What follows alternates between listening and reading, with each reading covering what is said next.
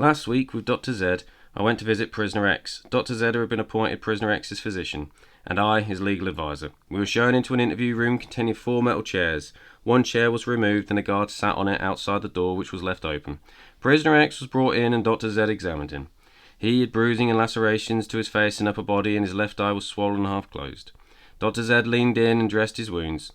He recommended that he be properly examined in the prison hospital. Prisoner X said he would rather go blind than attend the prison hospital. I asked him how he'd been received his injuries, and he said he'd been beaten several times since his arrival 19 days earlier.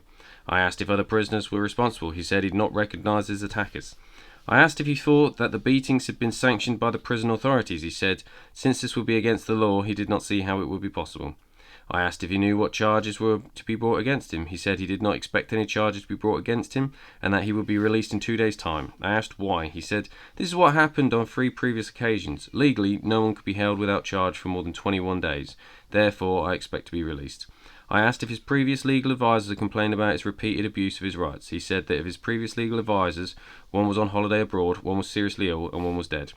Dr. Z said it was time to leave. The prisoner X was removed. The 4th chair was turned into the interview room. We were escorted from the prison. Dr. Z recommended I take a holiday abroad at the earliest opportunity, for the sake of my health. 2 days later, I telephoned Dr. Z from the airport to ask whether prisoner X had been released without charge. There was no answer.